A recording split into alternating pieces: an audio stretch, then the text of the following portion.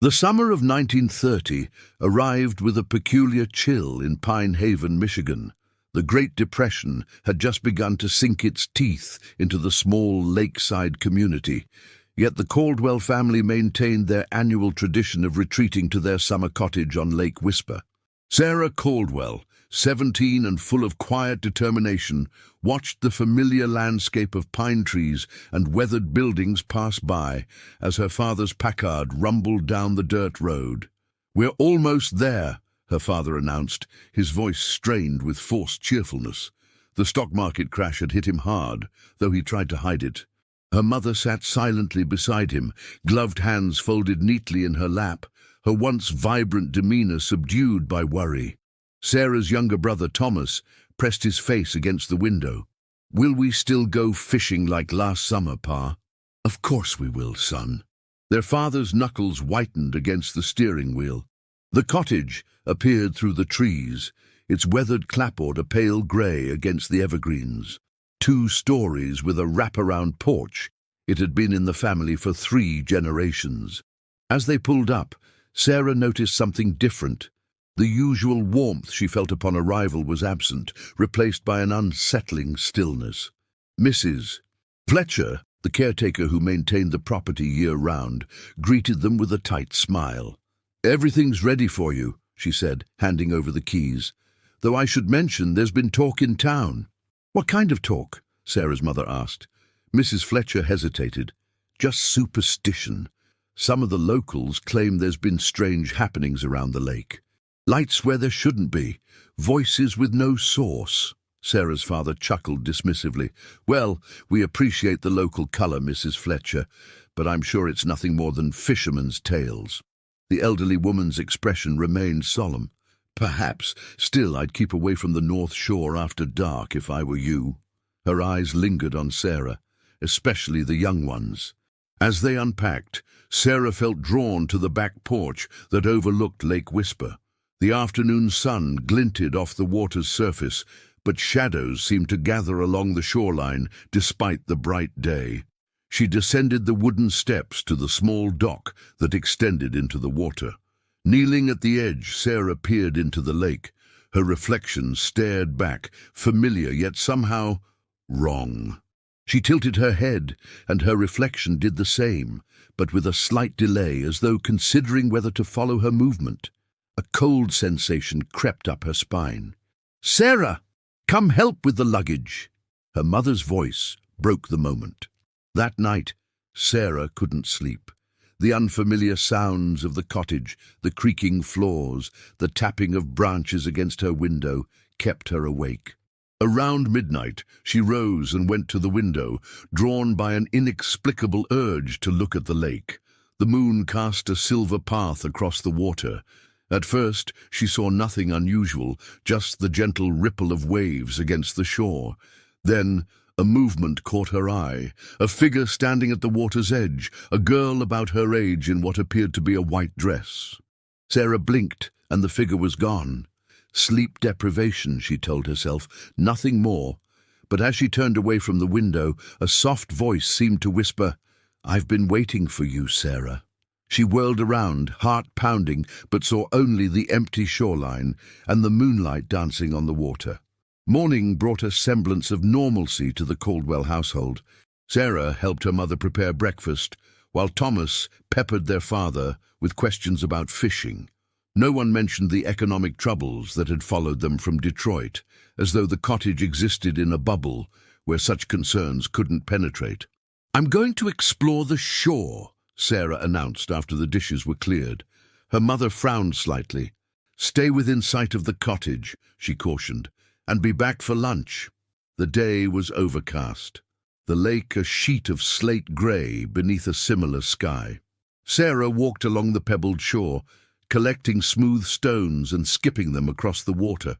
She had nearly reached the edge of their property when she noticed something half buried in the sand, a silver locket on a tarnished chain. Curious, she picked it up and brushed away the grit. The locket was oval-shaped, with intricate engravings of water lilies. It took some effort, but she managed to pry it open. Inside was a faded photograph of a young woman with a solemn expression, her clothing suggesting the early 1900s. "That's Eleanor's," Sarah startled, nearly dropping the locket. Standing a few feet away was a girl roughly her age, with dark hair and pale skin. She wore an oddly formal dress for a lakeside morning, the style reminiscent of the previous decade. "I'm sorry, I didn't see you there," Sarah said, regaining her composure. "Do you know whose this is?" The girl stepped closer, her movements strangely fluid. "Eleanor Blackwood.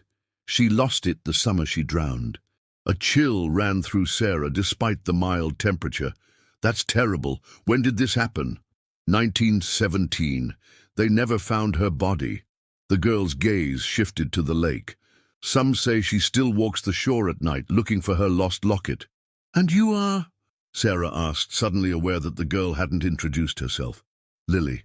My family has the cottage down the shore." She pointed vaguely northward. "You're staying at the old Caldwell place?" "Yes, I'm Sarah Caldwell." Lily smiled, though it didn't quite reach her eyes. "I know who you are. Everyone knows when the summer people arrive." There was something unsettling about the way she said it, as though summer people were a different species altogether. "Would you like to come back to our cottage?" "I'm sure my mother would be happy to meet you," Sarah offered, feeling a strange mix of unease and fascination. "Not today, but perhaps you could meet me tomorrow. There's a cove past the North Shore. It's the best place to see the sunset." Sarah hesitated, remembering Mrs. Fletcher's warning about the North Shore after dark. "I don't know if I should go that far from the cottage." Lily's expression hardened slightly. "Are you afraid of the local stories? They're just tales to scare the summer people." She reached out suddenly, her cool fingers brushing Sarah's wrist. "The locket. May I have it?" Sarah handed it over without thinking. Lily closed her fingers around it, a look of satisfaction crossing her face. "Tomorrow at sunset, Sarah Caldwell. I'll be waiting." With that, she turned and walked away, disappearing around a bend in the shoreline. That afternoon, Sarah mentioned meeting Lily to her mother as they prepared vegetables for dinner. "A local girl? What was her family name?" her mother asked, pausing in her work. "She didn't say, just that they have a cottage north of here." Her mother frowned. "That's odd." Mrs. Fletcher mentioned the North Shore properties have been abandoned for years, something about a dispute over the land. Sarah felt a cold weight settle in her stomach. Maybe she's staying somewhere else and just walking along the shore? Perhaps. Her mother didn't sound convinced. "I'd prefer if you stayed closer to our cottage for now, until we know the area better." That night, Sarah dreamed of the lake. In her dream, she stood on the dock looking down at her reflection. As she watched, her face in the water began to change, features shifting until a different girl looked back at her, Lily, with dark, hollow eyes and a knowing smile. The reflection raised a hand, beckoning Sarah closer to the water's surface. Sarah woke with a gasp, her nightgown damp with sweat despite the cool night air. Through her window, the moon illuminated the lake, and once again, she thought she saw a figure standing at the shore, this time staring directly at her window. The next morning brought rain, heavy drops that drummed against the roof and turned the lake into a churning mass of whitecaps. Confined to the cottage, the Caldwell family sought indoor diversions. Thomas played with tin soldiers in the corner, while their parents discussed household accounts in hushed tones that couldn't quite mask their concern. Sarah found herself drawn to the small bookcase in the sitting room, filled with volumes left by previous generations. Among faded novels and outdated almanacs, she discovered a slim book bound in green cloth, The History and Folklore of Pine Haven, Michigan, by Elias Thornton, published in 1922. Curling into a window seat, she began to read. Most of the content was dry, details about the founding of the town, lumber industry statistics, and profiles of prominent families. But a chapter titled Lake Whisper, Legends and Tragedies, caught her attention. According to the book, the lake had claimed numerous lives over the years. most notably during a boating accident in 1917 when 4 young people drowned during a summer storm. Sarah's breath caught when she read the names: Eleanor Blackwood, William Porter, James Hoffman, and Lillian Marsh. Lillian. Lily. The book included a grainy photograph of the 4 friends, taken the day before their deaths. Eleanor was easily identifiable by her resemblance to the Lockett picture.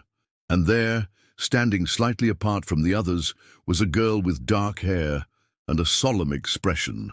Lillian Marsh, wearing the same style of dress Sarah had seen on Lily. Sarah's hands trembled as she continued reading. According to local legend, the 4 friends had made a pact that if any of them died, they would return to warn the others of danger. The night after the tragedy, residents reported seeing lights moving across the lake and hearing voices calling from the water. Every summer since, there had been sightings of a girl in white walking the North Shore, particularly when new visitors arrived at the lake. The most disturbing passage came near the end of the chapter. Local belief holds that the spirits of the drowned seek to draw others into the lake to join them, appearing as friendly figures to lure the unwary to deep water. "What are you reading that's got you so captivated?" Her father's voice startled her. Sarah closed the book quickly. "Just some local history." He smiled, though the expression seemed strained. "Good to see you taking an interest. Say, once this rain lets up, I was thinking we might walk into town. The bank there has some business I need to attend to." Sarah nodded, grateful for the distraction. "I'd like that." The rain continued through lunch, but began to ease by mid-afternoon. True to his word, her father suggested they walk the mile into Pine Haven. Her mother opted to stay behind with Thomas, who had developed a slight cold. As they walked along the muddy road, Sarah worked up the courage to ask about the cottage's history. "Pa, how long has our family owned the lake house?" "Since 1905, your great-grandfather built it when the lumber business was booming." "And have there ever been incidents? At the lake, I mean." Her father gave her a curious look. "What kind of incidents?" "Accidents, drownings." He slowed his pace. "There was a terrible accident back in 17 or 18. A group of young people from prominent families drowned during a storm. I remember my father speaking of it. It cast a pall over the lake community for years." He studied her face. "Why do you ask?" Sarah hesitated, then told him about meeting Lily and finding the locket. She didn't mention her suspicions about Lily's identity, fearing he would dismiss them as childish imagination. "I see," he said when she finished. "Well, I wouldn't put much stock in ghost stories, Sarah. The girl you met is probably just a local playing tricks on the summer people. They do that sometimes." He squeezed her shoulder reassuringly. "But perhaps it's best if you don't wander off alone, especially near the North Shore." In town, while her father conducted his business at the bank, Sarah found herself drawn to the local newspaper office. The Pine Haven Gazette was housed in a small clapboard building with a bell that jingled as she entered. An elderly man looked up from a desk cluttered with papers. "Can I help you, miss?" "I hope so," Sarah replied. "I'm interested in learning about an accident that happened on Lake Whisper in 1917, a boating accident where 4 young people drowned." The man's bushy eyebrows rose. "The Blackwood tragedy? That's a dark chapter in our town's history." He peered at her more closely. "You're one of the Caldwell girl, aren't you? Staying at the lake house?" Sarah nodded. He shuffled through a filing cabinet and produced a yellowed folder. "These are copies of our coverage from that time. You can look through them here if you like." The articles confirmed what she had read in the book, but with additional details. The 4 friends had taken a boat out, despite warnings of an approaching storm. Witnesses reported hearing screams from the lake as darkness fell. The bodies of William Porter and James Hoffman were recovered the next day, but Eleanor Blackwood and Lillian Marsh were never found. A follow-up article a week later reported strange occurrences around the lake: lights moving across the water at night, personal items of the drowned appearing on the shore, and multiple sightings of a girl in white. Most disturbing was an account from a 12-year-old boy who claimed a pretty lady from the lake had tried to convince him to go swimming at night. As Sarah read, a chill settled over her that had nothing to do with the rain-dampened air. The description of the pretty lady matched Lily perfectly. The rain cleared by evening, leaving behind a mist that hung over the lake like a gauzy veil. Sarah sat on the porch, ostensibly reading but actually watching the shoreline. The encounter with Lily, if that's who she really was, and the subsequent discoveries had left her with a profound unease, yet she felt compelled to learn more. Thomas bounded onto the porch, interrupting her thoughts. "Sarah, look what I found!" He held up a smooth, flat stone with an unusual spiral pattern. It was right at the edge of the water. "Do you think it's a fossil?" Sarah examined the stone. "It might be. Where exactly did you find it?" "By the big fallen tree. There were lots of neat stones there." He lowered his voice to a conspiratorial whisper. "And I saw a girl watching me from the trees." Sarah's heart skipped. "A girl? What did she look like?" "Pretty. Dark hair. She waved at me, but when I waved back, she disappeared." He shrugged, with a child's easy acceptance of the mysterious. "Maybe she's shy. Thomas, if you see her again, come get me right away.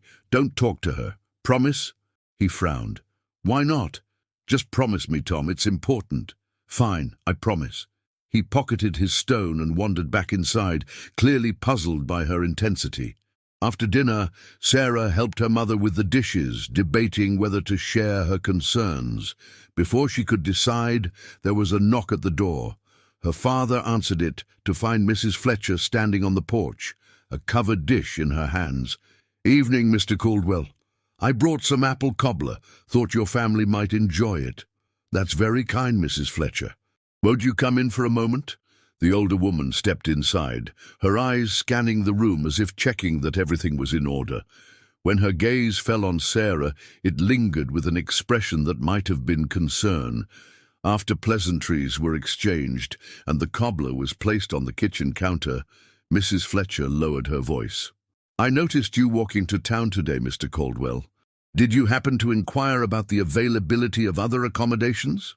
Sarah's father looked surprised. "No. Why would I? We've always stayed at the cottage." Mrs. Fletcher hesitated. "It's just that, well, there's been talk. More sightings than usual this year."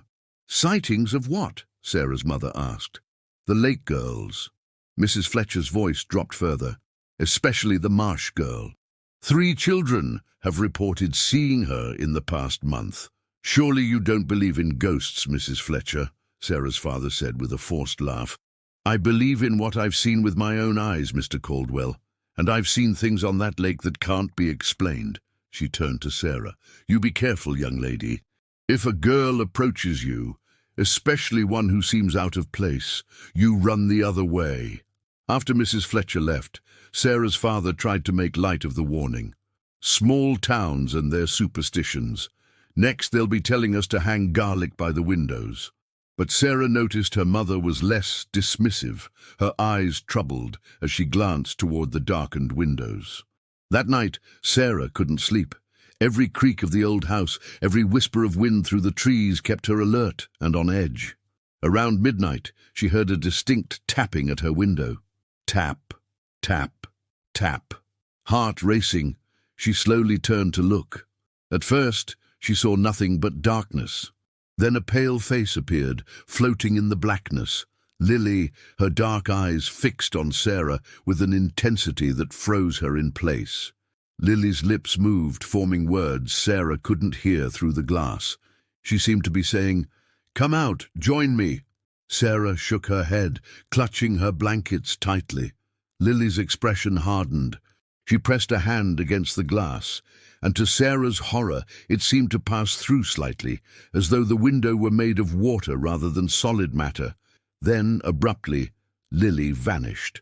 Seconds later, Sarah heard another sound, a child's delighted laugh, followed by the creak of the back door opening. Thomas. Sarah bolted from her bed and raced downstairs, her bare feet silent on the wooden floors. The back door stood ajar, a cool breeze carrying the scent of lake water into the house. Through the opening, she could see 2 figures moving toward the shore. Thomas in his white nightshirt, and beside him, holding his hand, the dark-haired form of Lily. "Thomas!" Sarah screamed, rushing onto the porch. "Thomas, come back!" The smaller figure paused and turned, but Lily tugged insistently on his hand, leading him closer to the water's edge. Sarah sprinted across the lawn, her only thought to reach her brother before he stepped into the lake. Behind her, she heard her parents' confused shouts as they were awakened by her screams. "Leave him alone!" Sarah cried as she neared the pair. "Thomas, come here right now." Thomas looked confused, as though waking from a dream. "Sarah, the nice lady said she wanted to show me something in the water." Lily turned to face Sarah, and in the moonlight, her appearance had changed. Her skin was now pale to the point of translucence, her hair hanging in wet strands around a face that was both beautiful and terrible. Water dripped from her clothes, forming a small puddle at her feet. "He's just a child," Sarah pleaded. "Please let him go." "Children see us more easily," Lily said, her voice echoing strangely. "They come willingly." "What do you want?" Sarah asked, taking a cautious step closer. "Company." Lily's expression softened slightly. "It's lonely in the lake. Eleanor found someone last summer, but I've waited so long." Sarah heard her parents' footsteps approaching rapidly from behind. "They're coming," she warned. "My parents. They'll see you." Lily laughed, a sound like water rushing over stones. "They won't see anything but two children by the lake. Adults rarely do." She released Thomas's hand and stepped back. "Tomorrow night, Sarah Caldwell. Come to the North Shore Cove at midnight. Come alone, or I'll find another way to bring you to me." With that, she stepped backward into the lake. There was no splash, no ripple. She simply melted into the dark water and was gone. Thomas rubbed his eyes. "Where did the pretty lady go?" Sarah grabbed his hand tightly. "She had to leave. Let's go back inside." Their parents reached them a moment later, confused and alarmed. "What in God's name are you two doing out here in the middle of the night?" their father demanded. Sarah met her mother's worried gaze. "Thomas was sleepwalking. I saw him from my window and came to get him." It wasn't the whole truth, but how could she explain what she had just witnessed? Her mother's expression suggested she sensed there was more to the story, but she simply wrapped an arm around Thomas and guided him back toward the house. As they walked, Sarah felt a cold sensation on her ankle, like fingers brushing against her skin. Looking down, she saw nothing but a small puddle of water that hadn't been there a moment before. Morning brought a heavy fog that obscured the lake entirely, turning the world beyond the porch into a wall of grey. Sarah sat at the breakfast table, picking at her food while her mind raced with possible courses of action. Her mother had insisted Thomas stay in bed after his sleepwalking episode, though the boy showed no ill effects from the strange encounter. "You're awfully quiet this morning," her father observed, lowering his newspaper. "Still thinking about Mrs. Fletcher's ghost stories?" Sarah met his gaze. "What if they're not just stories?" Her father sighed, setting the paper aside. "Sarah, you're 17 now, too old for such nonsense. There are rational explanations for everything Mrs. Fletcher described." "And what about what I saw last night?"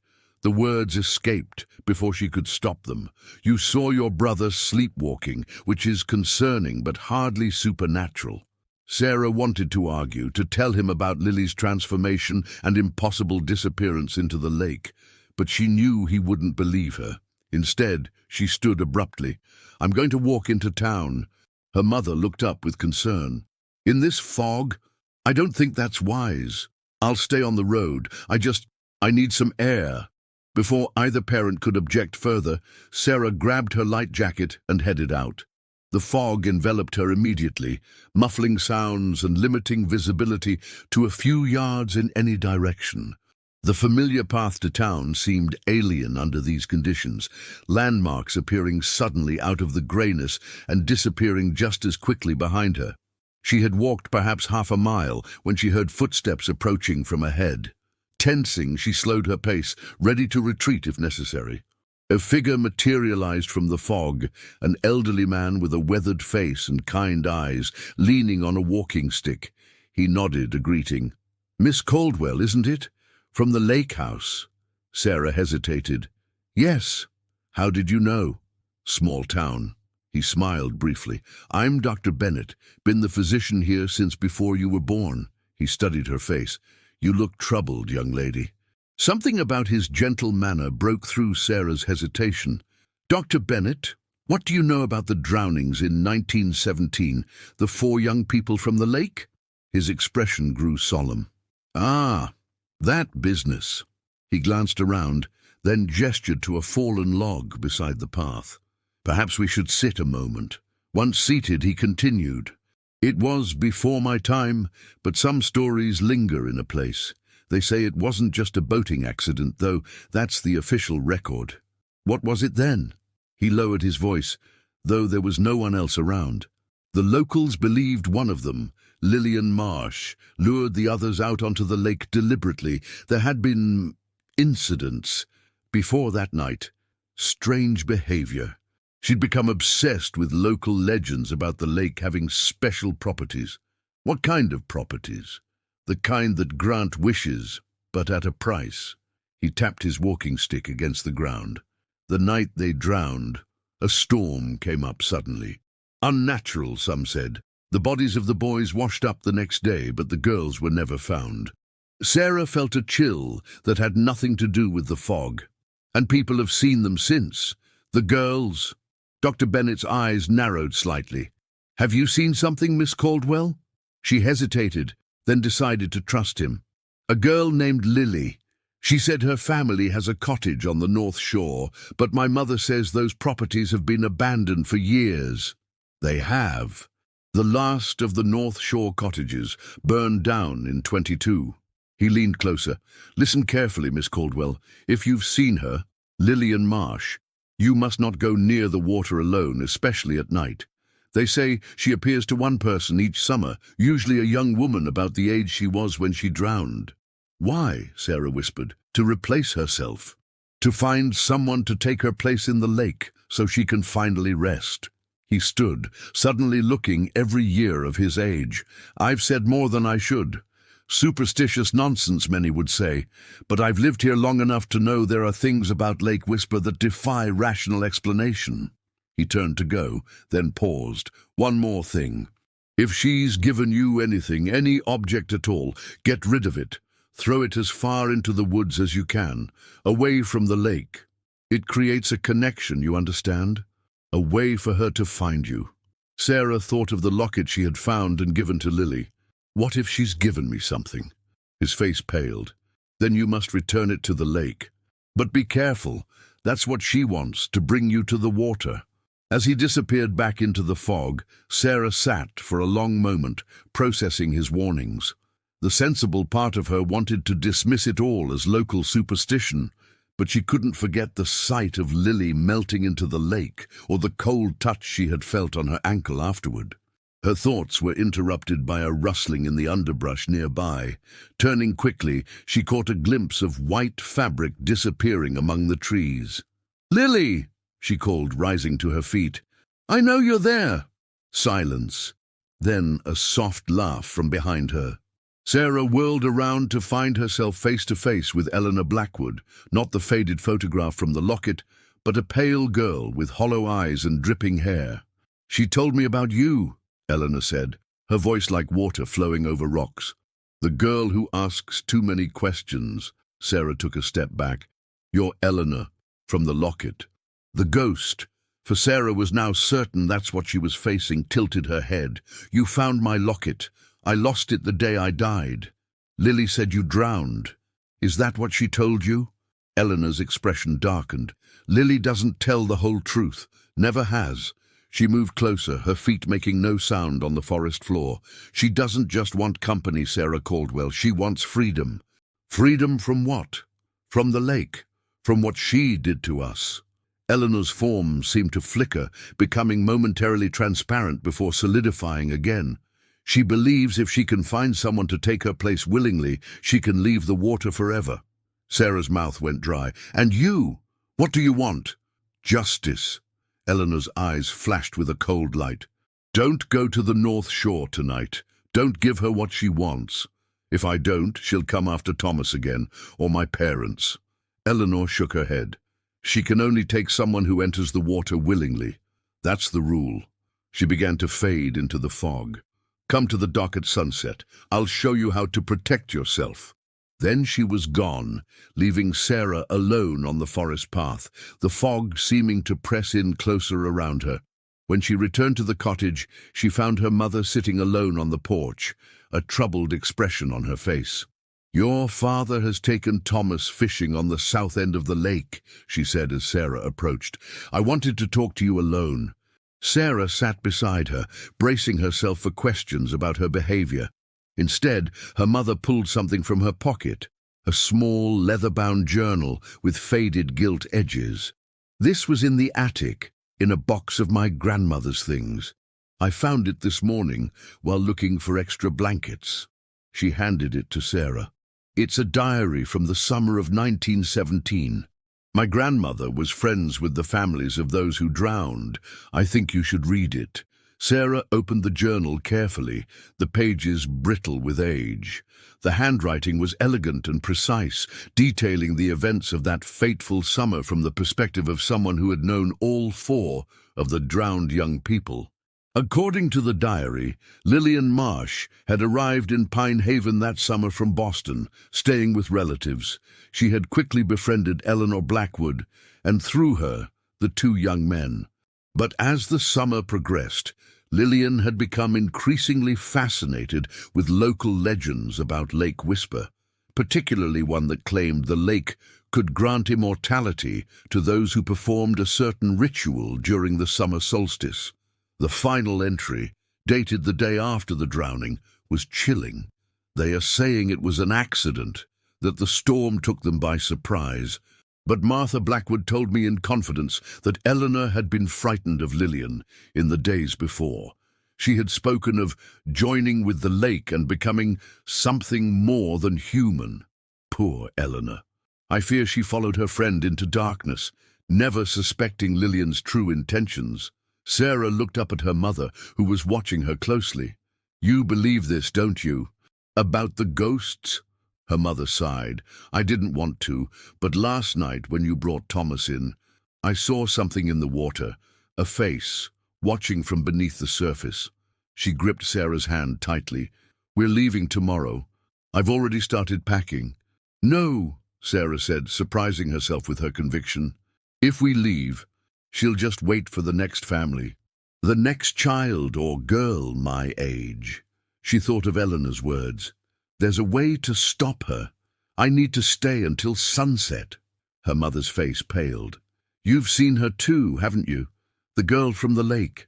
Sarah nodded slowly. "Both of them. Lily, Lillian, and Eleanor. They're still here, trapped somehow. But Eleanor wants to help." "This is madness," her mother whispered. "We should leave now, today. Please trust me. After sunset, if nothing changes, we'll go." Her mother studied her face for a long moment, then nodded reluctantly. "Until sunset. But you don't leave my sight until then." As they sat together on the porch, the fog beginning to lift, Sarah felt something cold and wet touch her hand. Looking down, she saw a small puddle of water forming on the wooden boards beside her, spreading slowly toward her feet.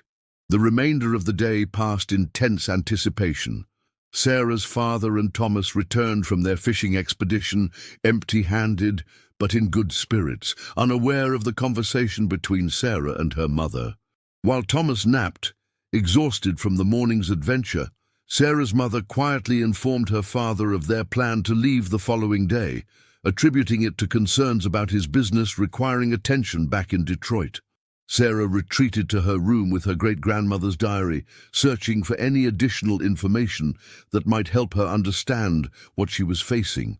The earlier entries described Lillian Marsh as charming and vivacious, the kind of person who drew others to her naturally.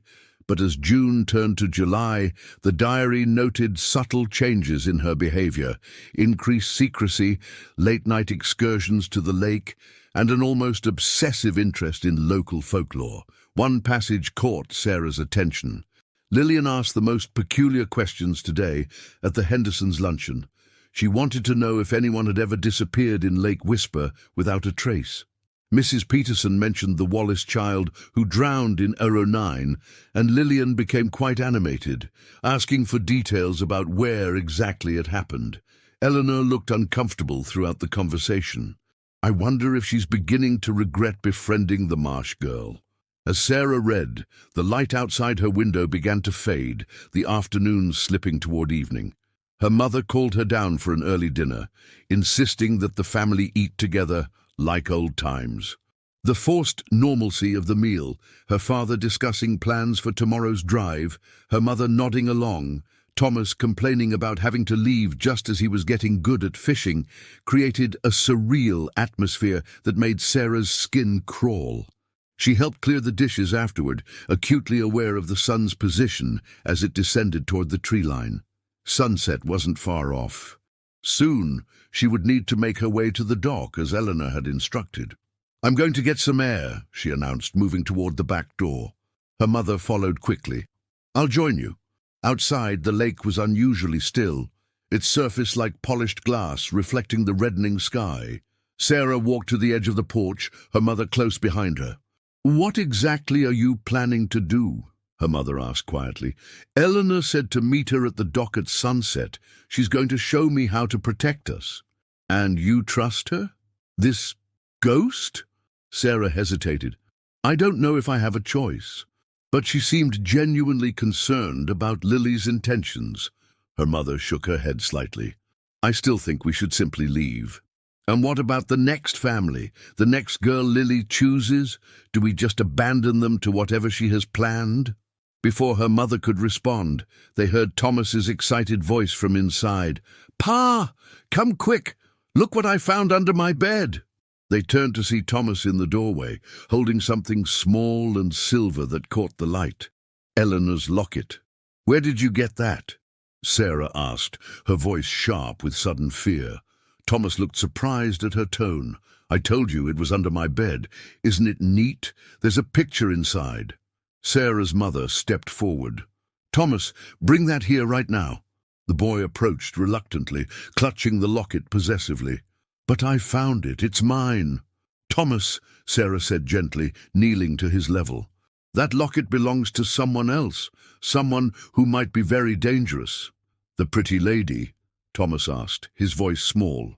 Sarah exchanged a glance with her mother. Did she give this to you? He nodded slowly. Last night.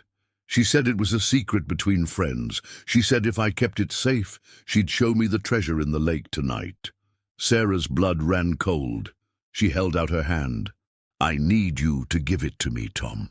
Please. With obvious reluctance, Thomas placed the locket in her palm.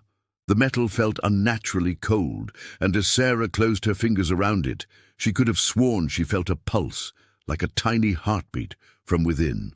Her father appeared in the doorway. What's all this about a locket? Nothing important, Sarah's mother said quickly.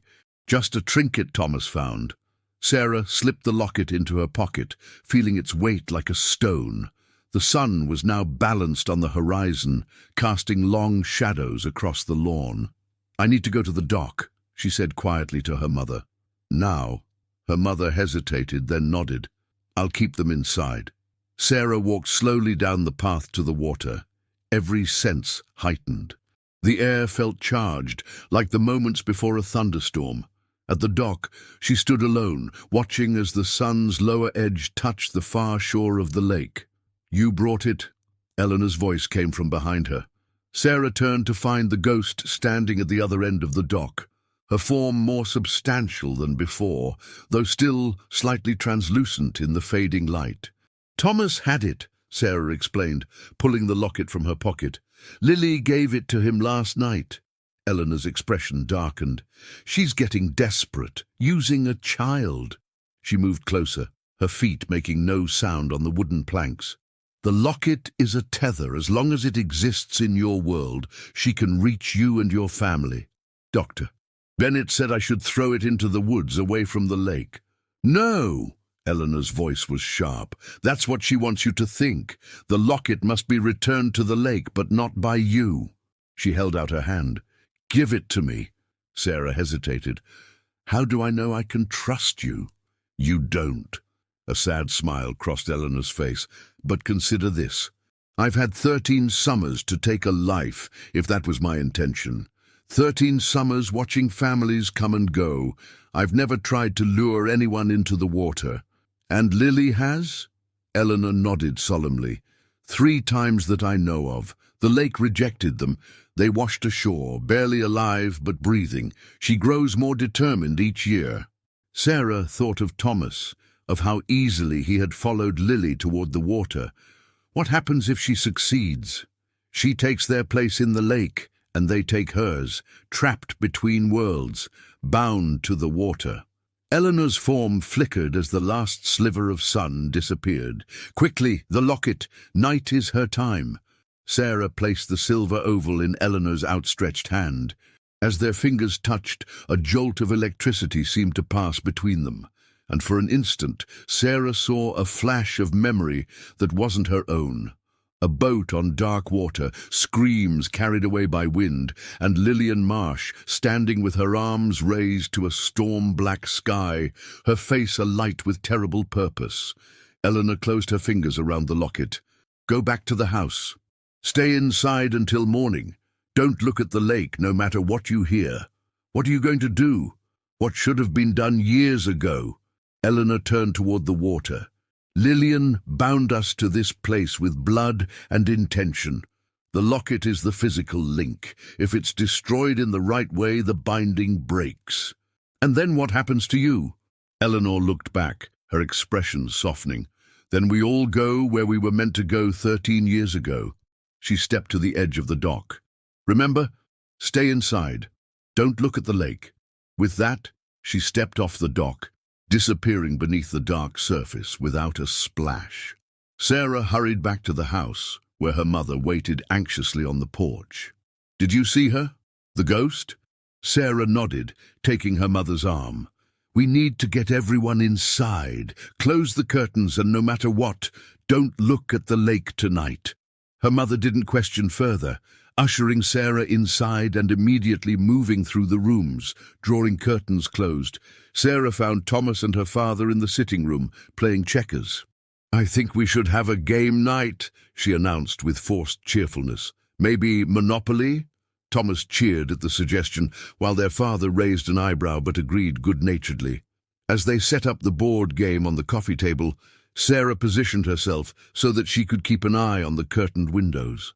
Outside, the world grew darker as night settled fully over Lake Whisper. They were midway through their game when the first sounds began, a low moaning like wind through trees, though the air outside was still. Thomas looked up, alarmed. It's just the old house settling, their father said reassuringly. These summer places make all sorts of noises. But the sound grew louder, becoming a wail that seemed to circle the cottage. The lights flickered once, twice, then stabilized. Perhaps a storm coming in, their mother suggested, her voice steady despite the fear in her eyes. Sarah said nothing, focusing on the game board with determined intensity. She had promised Eleanor she wouldn't look at the lake, no matter what she heard. The wailing subsided, replaced by a rhythmic tapping that moved from window to window around the house. Tap, tap, tap, pause. Tap, tap, tap, like fingers against glass. Someone's outside, Thomas whispered, his game piece forgotten in his hand. Nonsense, their father said, though he glanced toward the curtained windows, probably just branches in the wind. The tapping stopped abruptly, and for a moment silence fell. Then came a voice, clear and sweet, right outside the sitting-room window. Sarah, why are you hiding from me? Lily's voice, but with an edge that raised goosebumps on Sarah's arms. I thought we were friends. I just want to show you something in the lake. Thomas's eyes widened. It's the pretty lady. Ignore it, Sarah said firmly. It's your turn, Tom. The voice changed, becoming harder, colder. I know you have my locket, Sarah. Give it back, or I'll take something of yours. A pause. Your brother looks like he'd enjoy swimming. The water is so lovely at night. Sarah's father stood abruptly. That's enough. Someone is playing a trick on us. He moved toward the window. Pa, don't, Sarah cried, but too late. He pulled back the curtain. The window was empty, nothing but darkness beyond the glass. He peered out, then let the curtain fall back. Nothing there. Just as I thought. Local kids trying to scare the city folk. Sarah wasn't convinced, but she returned her attention to the game, trying to maintain an atmosphere of normalcy while her nerves screamed with tension. The evening wore on. Thomas began to nod off around 9, and their mother took him upstairs to bed, leaving Sarah and her father to continue their game in increasingly strained silence. Just after 10, a new sound started. Water, trickling and dripping. At first, Sarah thought it might be rain beginning to fall, but the sound was coming from inside the house. Her father noticed it too. "Sounds like a leak somewhere. I'd better check." Before Sarah could stop him, he was on his feet, following the sound to the hallway. She trailed behind him, heart pounding. The noise led them to the front entryway, where water was seeping under the door, forming a growing puddle on the wooden floor. "That's odd," her father muttered, kneeling to examine it. "It hasn't rained today." The puddle expanded as they watched, the water moving with purpose rather than following the natural contours of the floorboards. It formed a shape. Letters, then words. "Come outside, Sarah." Her father stood quickly, his face pale. "What in God's name?" The front door burst open with sudden violence, revealing Lily standing on the porch. No longer attempting to appear normal, her form was now a terrible fusion of beauty and horror. Her skin glowing with an eerie phosphorescence, her hair floating around her head as though underwater, her eyes black pools without whites or iris. "Where is it?" she hissed, water cascading from her mouth with each word. "The locket. Where have you hidden it?" Sarah's father stumbled backward. "What? Who?" "She doesn't have it," Sarah said, stepping forward despite her terror. "Eleanor took it back to the lake." Lily's face contorted with rage. "You gave it to her? You fool!" She lunged forward but stopped at the threshold, as though unable to cross without invitation. "This isn't over, Sarah Caldwell. The night is still young, and the lake is patient."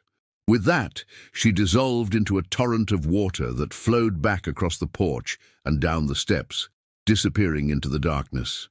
Sarah's father stood frozen, his face ashen. That was Lillian Marsh," Sarah finished for him. "One of the teenagers who drowned in 1917. She's been haunting the lake ever since." He shook his head slowly, his worldview visibly crumbling. "This can't be real." "It is." Sarah closed the door and locked it, though she doubted it would keep Lily out if she found a way to bypass whatever barrier was preventing her from entering. "And we need to stay inside until morning. All of us." As if in response to her words, a thunderous boom shook the cottage, followed by a flash of light from the direction of the lake so bright it penetrated even the drawn curtains. "What was that?" her father gasped. Sarah moved to the window and cautiously pulled the curtain aside an inch. What she saw made her breath catch. The entire lake was glowing, pulsing with blue-white light that seemed to emanate from deep beneath the surface. At the center, a whirlpool was forming, spinning faster and faster as she watched. "Eleanor," she whispered. "She's doing it. She's breaking the binding." Another boom rocked the house, and this time the lights went out completely, plunging them into darkness. In the sudden darkness, Sarah heard her mother's frightened voice calling from upstairs. "John! Sarah! What's happening?" "Stay with Thomas," Sarah's father shouted back. "We're all right down here, just a power outage." But it was more than that. Through the crack in the curtains, Sarah could see the lake churning violently now, the whirlpool expanding as the unearthly light pulsed in rhythm like a massive heartbeat. Wind had begun to howl around the cottage, rattling the windows and moaning through the eaves. "We need to check on Mom and Thomas," Sarah said, fumbling in the darkness until she found her father's arm.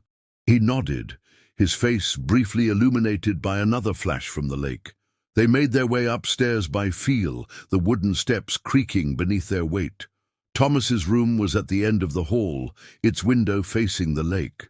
As they approached, Sarah saw light spilling from beneath the door, not the warm yellow of a lamp, but a cold blue glow. "Mom!" she called, pushing the door open. The scene inside froze her blood. The window was open, curtains billowing in the wind, and the room was bathed in the pulsing light from the lake. Thomas sat on the edge of his bed, eyes wide and unfocused, while their mother shook his shoulders gently, trying to get him to respond. "He won't answer me," she said, looking up as they entered. "He just keeps staring at the window." Sarah rushed to her brother's side. Tommy, look at me." Slowly his head turned, but his eyes remained distant. "She's calling me," he whispered. "The pretty lady in the lake. She says she needs help." "Don't listen to her," Sarah urged, gripping his hands. They were ice cold. "She's trying to trick you, but Eleanor is fighting her," Thomas continued as though he hadn't heard. "They're fighting under the water. Eleanor needs help too." Sarah's father moved to close the window, but as he reached for it, a gust of wind knocked him backward. "Something doesn't want this window closed," he said grimly. Outside, the storm was intensifying. Lightning now joined the mysterious light from the lake, jagged bolts striking the water with unnatural frequency. The wind carried voices, sometimes screaming, sometimes singing, sometimes speaking words in languages Sarah didn't recognize. "We need to get away from the windows," her mother said, trying to pull Thomas to his feet. But the boy resisted, his body suddenly rigid. "She's coming," he whispered. "She's coming for all of us now." As if in response to his words, water began to seep through the floorboards, not from a leak or the open window, but welling up from between the planks themselves, forming puddles that quickly joined together. "Downstairs now," Sarah's father commanded, lifting Thomas bodily from the bed. The boy went limp in his arms, his head lolling as though he'd fallen unconscious.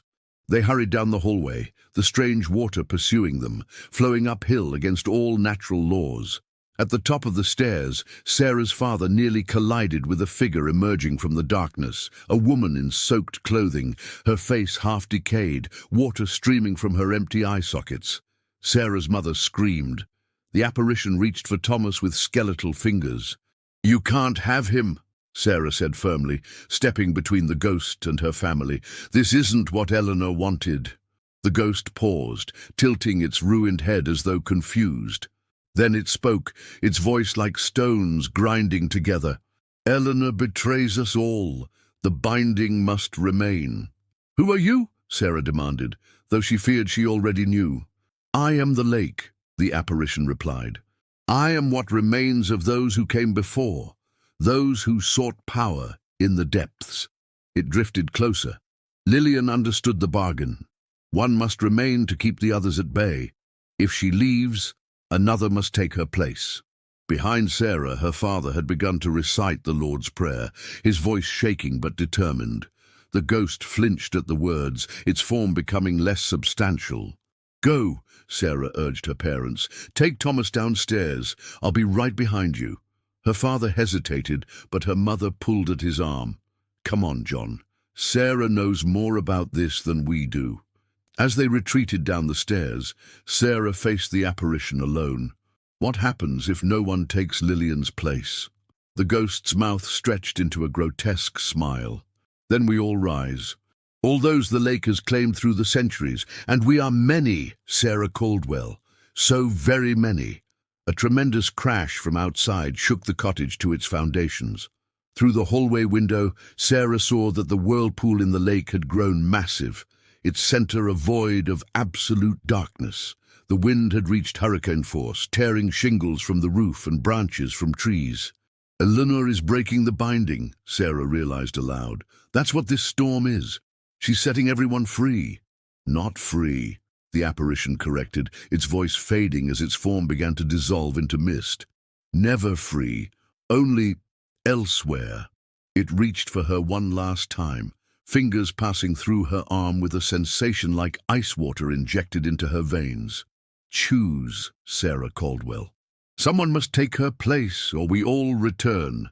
Then it was gone, leaving only a puddle on the hallway floor. Sarah ran downstairs to find her family huddled in the sitting room, away from the windows. Thomas lay on the sofa, still unconscious, while her parents stood guard over him. "What's happening out there?" her father asked as she entered. "This isn't a natural storm." "It's Eleanor," Sarah explained quickly. "She's using the locket to break whatever ritual Lillian performed in 1917, but there's a problem. Something needs to maintain the balance. If Lillian is freed, someone else needs to take her place, or—" She hesitated. "Or what?" her mother pressed. "Or all the spirits the lake has claimed over the years will be released at once." Her father ran a hand through his hair, his expression caught between disbelief and terror. "This is madness, complete madness." "Maybe so, but it's happening," Sarah replied. She moved to the window and peered out cautiously. The scene outside was apocalyptic. The whirlpool now dominated the lake, its edges nearly reaching the shore. The sky above had split open, revealing not stars, but what looked like another body of water, as though they were seeing the lake from below, an impossible mirror image. Figures moved in that inverted water, human shapes swimming, drifting, reaching downward toward the cottage. And standing at the shore, her form flickering between solid and transparent, was Lily. She was no longer the beautiful girl who had first approached Sarah. Now she appeared as she must have at the moment of death. Hair tangled with weeds, skin bleached of color, eyes wide with the horror of drowning. She was staring directly at the cottage, her mouth moving in what might have been a chant or a curse. A decision crystallized in Sarah's mind. "I know what I have to do." "What do you mean?" her mother asked sharply. "Someone has to maintain the balance." Sarah turned to face her parents. "I'm going out there." "Absolutely not!" her father exploded. "You're not leaving this house. If I don't, something worse will happen."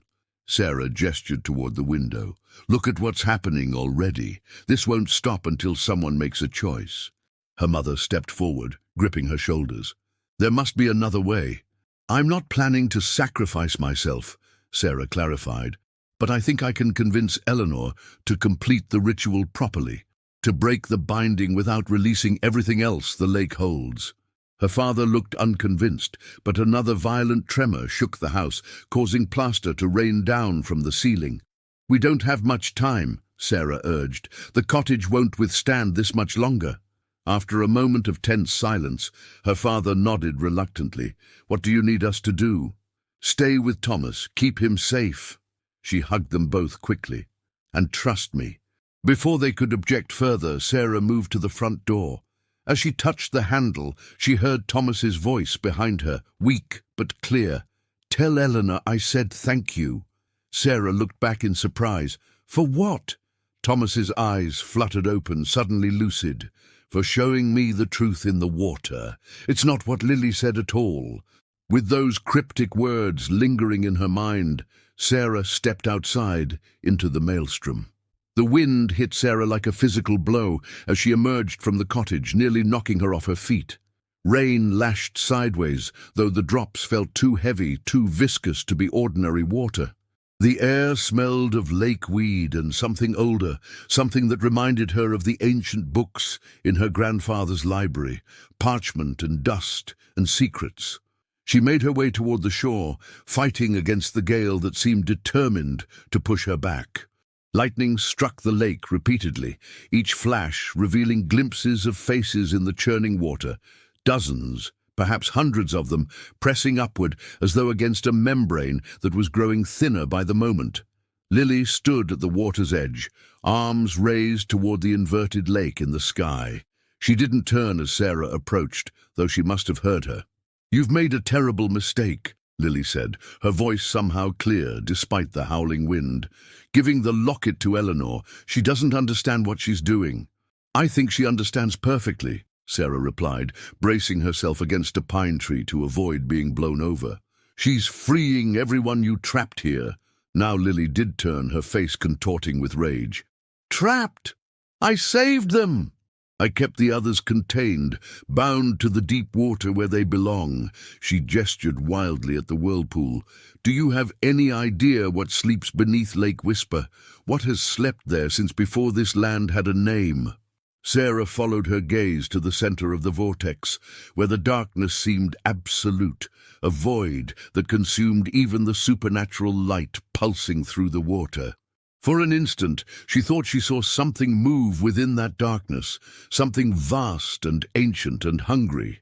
The ritual was never about immortality, Lily continued, her voice dropping to something like reverence. It was about containment. The old families of Pine Haven knew the truth. They built their homes around the lake as watchers, guardians. Her expression hardened. But they grew complacent, forgot their purpose.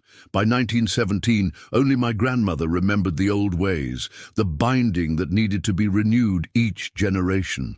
"So you sacrificed your friends," Sarah said, horror dawning.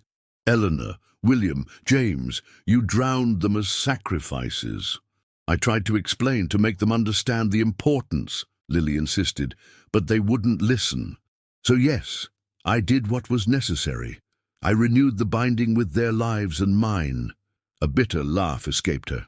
"But something went wrong. Instead of passing beyond, we remained, caught between worlds. Eleanor and the boys trapped in the shallows, me bound to the deep water and what dwells there, forced to guard it for eternity." Sarah thought of Thomas's words, the truth in the water. "It's not what Lily said at all.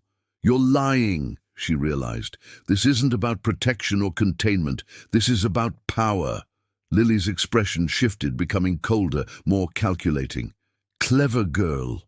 Yes, there is power in the depths. Power beyond imagining. My grandmother taught me how to tap into it, how to channel it. The ritual would have made me its conduit, its voice in the world." Her face twisted with fury, but the others interfered at the critical moment. Their fear disrupted everything, trapped us all in this half-existence. The whirlpool surged violently, its edges now lapping at their feet.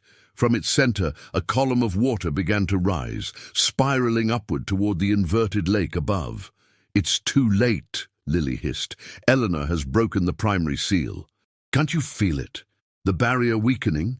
Indeed, Sarah could feel something changing in the air around them, a pressure building, like the moment before a dam breaks. The column of water rising from the whirlpool had nearly reached the sky lake above. "Where's Eleanor?" Sarah demanded. "What have you done with her?" "She's where she belongs, in the deep water." Lily's smile was terrible to behold, but not for much longer. "Once the waters above and below connect, we'll all be free. Eleanor, the boys, me, and everything else the lake has claimed through the centuries." Sarah remembered the apparition's warning. Someone must take her place, or we all return. "There has to be another way," she insisted. "A way to free you and Eleanor without releasing whatever's down there." Lily laughed, the sound rising to match the wind's howl. "There is no other way. That's what Eleanor never understood. The binding requires a guardian, a soul tethered to the threshold between worlds." She stepped closer to Sarah, her form flickering between solid and transparent with each lightning flash. "But I'm tired, Sarah Caldwell. 13 years is a long time to stand watch. So you want me to take your place?" "Initially, yes. You or your brother, young souls, strong enough to maintain the binding for decades." Lily shrugged. "But now it's too late for that. Eleanor has gone too far. The old binding is unraveling and nothing can stop what's coming." As if in response to her words, the column of water finally made contact with the inverted lake above. The moment they touched, a shock wave exploded outward, knocking both Sarah and Lily to the ground. The wind stopped abruptly, leaving an eerie silence broken only by the sound of water rushing into water. Lily rose first, her expression one of triumph as she gazed upward. Sarah followed her gaze and felt her heart stop. The barrier between worlds was dissolving, the sky lake pouring down to meet the real lake below, and within that cascade, figures were descending, human shapes at first, then others less easily identifiable, twisted forms that seemed to be composed of darkness itself. "Yes," Lily breathed. "Come, come all." Sarah scrambled to her feet, desperation driving her. "Eleanor!" She shouted toward the lake. "Eleanor, stop this! There has to be another way!" For a moment, nothing happened. Then, the surface of the lake near the shore began to bubble and churn. A hand broke through, followed by an arm, then a head. Eleanor, her form more substantial than Sarah had yet seen her, water streaming from her hair and clothes. "Sarah!" she gasped, pulling herself onto the shore. "You shouldn't be here!" "She needs to see what she's done," Lily snarled, "bringing the end upon us all." Eleanor ignored her, focusing on Sarah. "I found it, the anchor point of Lillian's ritual. The locket was the key, just as I thought. But breaking the binding isn't enough. The lake demands balance. Someone has to take her place," Sarah said, understanding. "That's why you wanted me to stay in the house. You were planning to do it yourself." Eleanor nodded, her expression resolute. "Better me than releasing what lies below. But I need help. The ritual requires willing sacrifice, freely given." "No!" Lily screamed, lunging toward them. But she passed through Sarah like mist, her power apparently weakened by whatever Eleanor had done with the locket. Sarah looked from Eleanor to the maelstrom above, where more shapes were emerging from the barrier between worlds. "What do I need to do?" "Come with me." Eleanor held out her hand.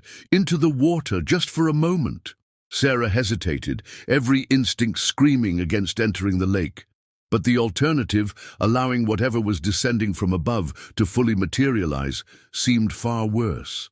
"This is a trick," Lily warned, circling them like a predator. "She wants to drag you down, just as she tried with the others before you." "No," Sarah said firmly. "You're the one who's been trying to lure people into the lake. Eleanor has been trying to warn them away." She took a deep breath and grasped Eleanor's outstretched hand. "I trust her." Eleanor's fingers were solid and warm around hers, not the cold touch of a drowned spirit. "It won't take long," she promised, "just to the edge of the deep water and back." Together, they waded into the lake. Despite the supernatural storm raging above, the water near the shore was unnaturally calm, almost unnaturally still. It rose to Sarah's ankles, then her knees, then her waist. Though it was summer, the water felt icy cold, stealing her breath. "Keep going," Eleanor encouraged, "just a little farther." Behind them, Lily had begun to chant in a language Sarah didn't recognize, her voice rising and falling in rhythmic patterns that made Sarah's head spin. The words seemed to vibrate in her bones, pulling at something deep inside her. When the water reached Sarah's chest, Eleanor stopped. "This is far enough." She turned to face Sarah, still holding her hand. The locket contained a piece of Lillian's soul. That's how she bound herself to the lake and became its guardian.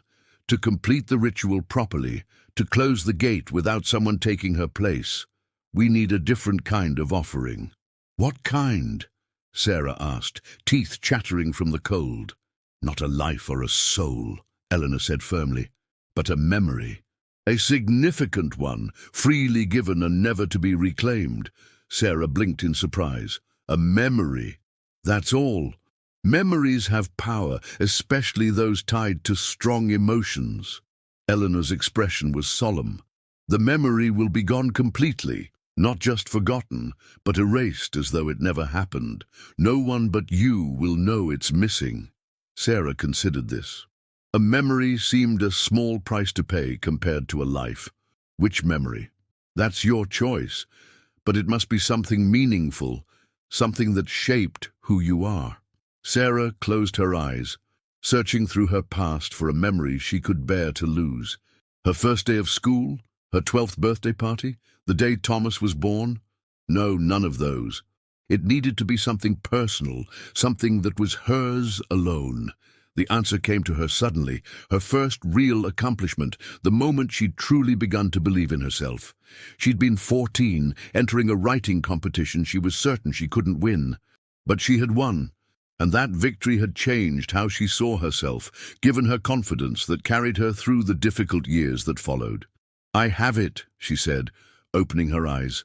"My memory of winning the Highland Park Literary Award when I was 14. Eleanor nodded. "That will suffice. Now hold the memory clearly in your mind, then speak these words." I freely give what was mine to keep, a memory for the lake to reap. It felt foolish, standing chest deep in lake water, reciting what sounded like childish rhyme. But Sarah did as instructed, focusing on every detail of that day, the envelope in the mail, her hands shaking as she opened it, her father's proud expression when she told him the news. I freely give what was mine to keep, a memory for the lake to reap. The moment the words left her lips, something strange happened. The memory seemed to brighten in her mind, becoming more vivid than ever before, and then it began to dissolve, like a photograph bleaching in strong sunlight. She tried to hold on to it, instinctively fighting the loss, but it slipped away faster. At the same time, the water around them began to glow with the same blue-white light that had emanated from the whirlpool. The light spread outward in concentric rings, racing across the lake's surface toward the center where the column of water still connected to the sky above. It's working, Eleanor whispered. The offering is accepted. Sarah barely heard her, too focused on the strange sensation of a memory unraveling. She could feel the edges of it fraying, connections to other memories coming undone. What had she been thinking about? Something important, something that had happened when she was 14, 13. She couldn't remember anymore. Above them, the inverted lake began to recede, pulling back into whatever dimension it had emerged from. The figures that had been descending halted their progress, then slowly began to rise again, drawn back through the thinning connection between worlds. "No!" Lily's scream cut through the air. She stood at the shoreline, her form flickering violently now, sections of her appearing and disappearing like a faulty film reel. "You can't do this. You don't understand what you're giving up." But it was too late. With a sound like an enormous sigh, the column of water collapsed, severing the connection between the lakes above and below. The whirlpool began to slow, its edges contracting toward the center. "Come," Eleanor said gently, tugging Sarah back toward shore. "It's done."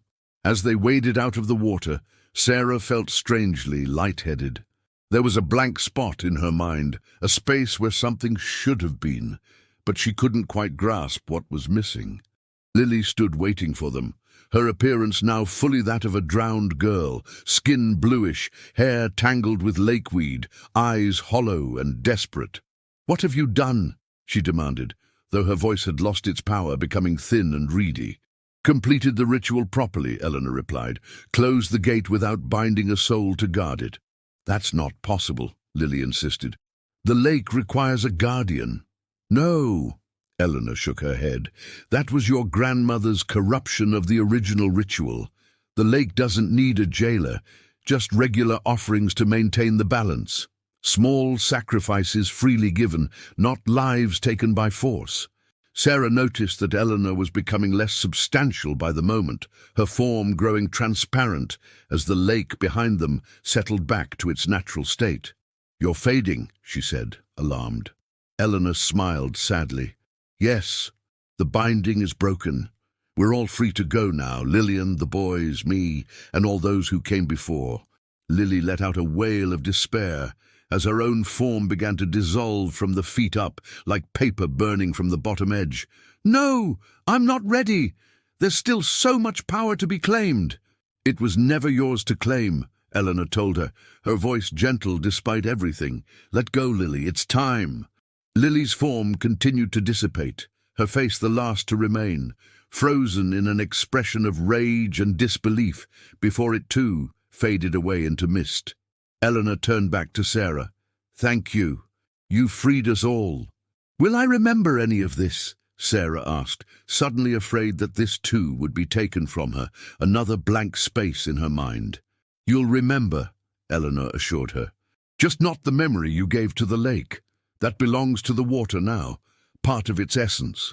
She smiled, her form now barely visible. "Take care of your brother. He has the sight, as you do, the ability to see what others cannot. Will the lake be safe now? As safe as any deep water can be. There are still old things sleeping in the depths, but they'll remain there, dreaming their ancient dreams." Eleanor's voice was fading along with her form, Visit the shore tomorrow at sunrise. There will be a gift for you, a token of our gratitude." Then she was gone, leaving Sarah alone on the shore as the sky cleared and stars appeared overhead. Sarah turned toward the cottage, where lights had come back on in the windows. She could see figures moving inside, her family safe and waiting for her return.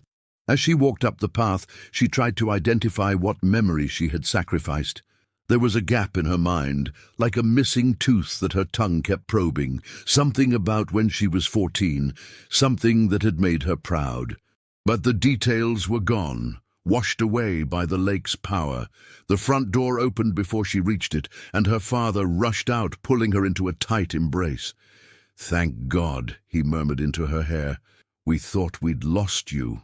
Her mother appeared in the doorway, Thomas beside her, both looking relieved beyond words. "It's over," Sarah told them, as they led her inside. "The storm, the ghosts, all of it." "What happened out there?" her father asked. One minute it looked like the apocalypse, and the next, everything was calm. Sarah explained as best she could, though certain aspects of the encounter felt increasingly dreamlike as she described them. The inverted lake in the sky, the ancient presence lurking in the depths, the memory she had surrendered. It all sounded fantastical even to her own ears. "But you're certain it's over?" her mother pressed. "Lillian won't return?" "She's gone," Sarah confirmed. "They all are, freed from whatever kept them bound to the lake. Eleanor said it's safe now." Thomas, who had been unusually quiet, finally spoke. "The lake is happy now. It got what it wanted." The adults exchanged glances, but Sarah understood. "Yes, Tom, the lake is satisfied with its offering." Sarah woke to sunlight streaming through her bedroom window. For a moment she lay still, half expecting to hear unearthly wailing or to see water seeping under her door. But the only sounds were normal morning noises, birds chirping outside, her father moving about downstairs, the distant lap of gentle waves against the shore. The events of the previous night felt almost like a dream, though the muddy shoes by her door and her still damp clothing hanging over a chair provided tangible evidence. She rose and dressed quickly, remembering Eleanor's final words. "Visit the shore tomorrow at sunrise. A gift for you." Dawn had already broken, but the sun was still low in the east as Sarah slipped quietly from the house. The morning was pristine, the air washed clean by the supernatural storm. The lake sparkled innocently in the early light, giving no hint of the horrors it had nearly unleashed. Sarah walked to the shoreline, scanning the water's edge for anything unusual. At first she saw nothing. Then a glint of silver caught her eye. Something small nestled among the pebbles where the gentle waves lapped against the land. Kneeling, she found not one object but four. A silver locket, similar to Eleanor's but newer, its chain untarnished. A smooth stone with a perfect spiral pattern, like the one Thomas had found. A small leather-bound journal, and a delicate pen with an iridescent sheen that reminded her of fish scales. Sarah picked up the locket first, clicking it open to find it empty, waiting for a photograph or memento. The journal, when she leafed through it, contained blank pages of creamy paper, save for a single inscription on the first page: "For memories yet to be made. Some things may be forgotten, but nothing truly important is ever lost." The handwriting was elegant and precise. Eleanor's, Sarah somehow knew without question. As she gathered the gifts, Sarah felt a sense of completion, of balance restored. The lake would always hold secrets, would always be a place where the veil between worlds was thin, but its darkest aspects had been put to rest. She turned back toward the cottage, where smoke now rose from the chimney. Her mother would be making breakfast, her father reading his newspaper at the table, Thomas telling them about his latest discovery. Normal life, resuming its rhythm after the chaos. Sarah paused for one last look at Lake Whisper. Its surface was perfectly calm, reflecting the blue sky and white clouds like a mirror.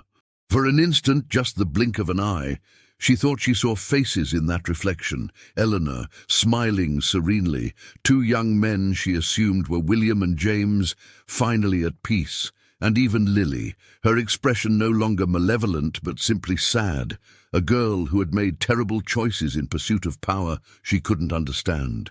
Then a breeze rippled the water and the faces were gone, leaving only Sarah's own reflection looking back at her, slightly changed, perhaps, by what she had experienced, but still herself.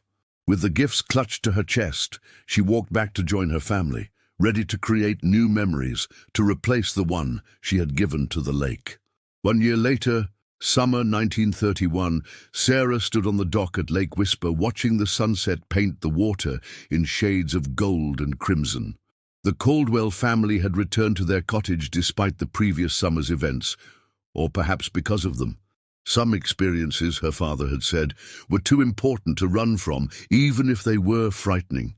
The year had brought changes. The depression had deepened, forcing her father to sell his business in Detroit.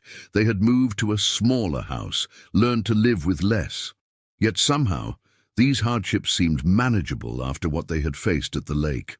Thomas, now 9, had developed an interest in local folklore, collecting stories from Pine Haven's oldest residents. Mrs.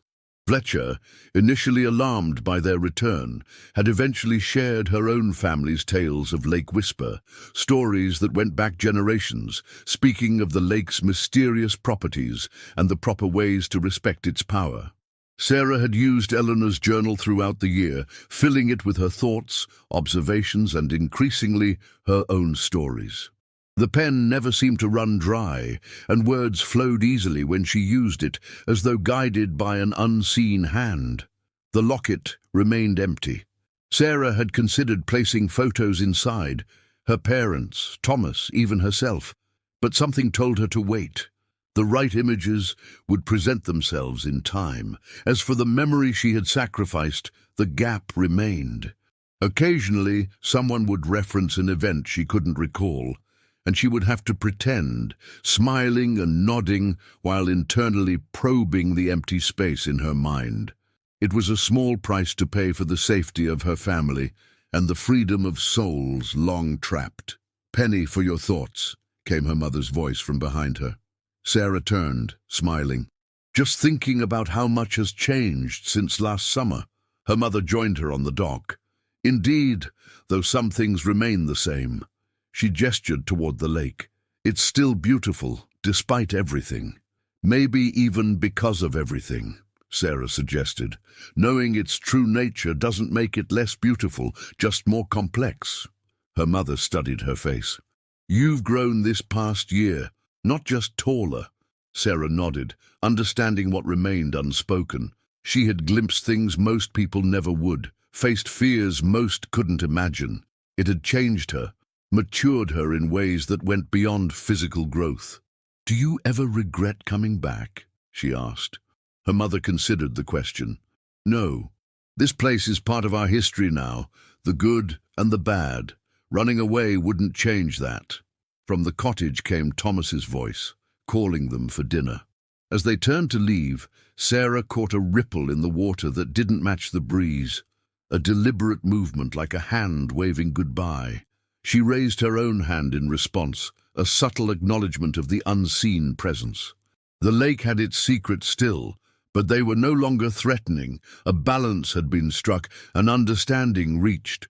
Sarah touched the locket at her throat, feeling its cool silver against her skin. Some memories might be lost, but new ones would always be forming, a continuous reflection of life's ever-changing surface, hiding fathomless depths below. "Coming?" her mother asked from the end of the dock. "Yes," Sarah replied, turning away from the water. "I'm right behind you." As she walked back to the cottage, to the warm light spilling from its windows and the family waiting inside, Sarah felt a deep contentment settle over her. The lake had taken its due, but had given something valuable in return, an understanding that life, like water, could be both beautiful and dangerous, tranquil and tempestuous, but always, always flowing forward into whatever lay ahead.